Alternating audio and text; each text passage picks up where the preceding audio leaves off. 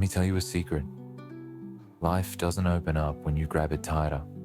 It opens when you finally loosen your grip. When you stop trying to bend everything to your will and instead allow yourself to surrender. We live in a culture obsessed with control. Control your time, control your money, control your body, your career, your future. And yet, the more we try to control, the more life feels uncontrollable.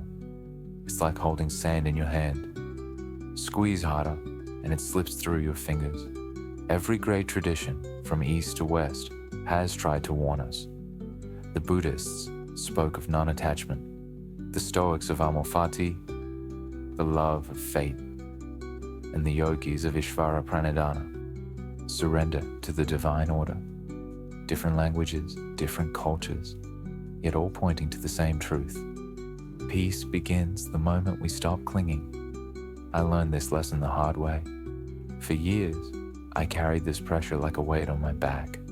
Make your side hustle succeed. Every project I started came with invisible chains. Will this make money? Will this prove something? Will this finally be the big one? But that mindset crushed the joy out of creating. Instead of curiosity, there was judgment. Instead of play, there was pressure. Even when I was making something meaningful, it felt like a test I was destined to fail. Then, one day, I did something radical. I let go. I told myself, forget the money. Forget the side hustle.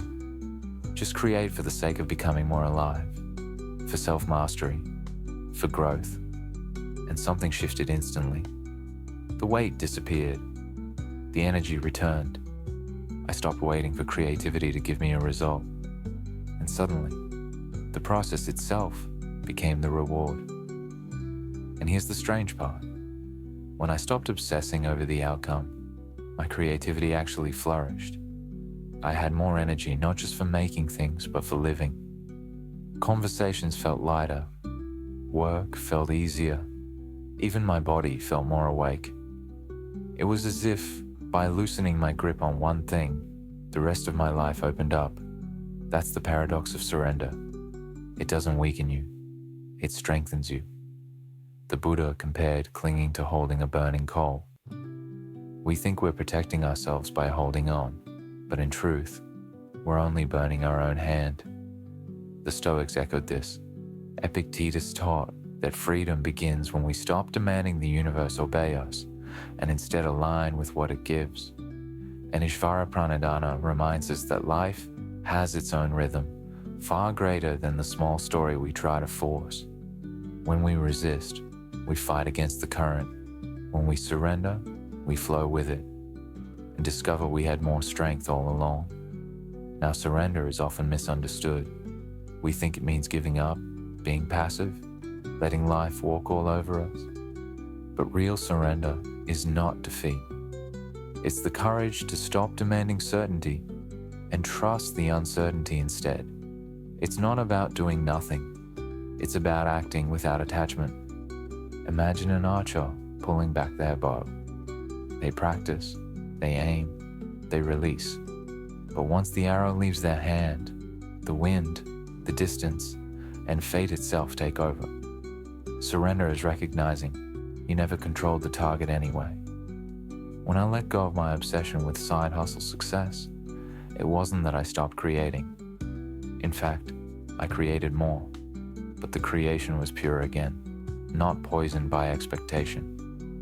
And because I wasn't drained by constant pressure, I actually had more to give to my relationships, my work, my health.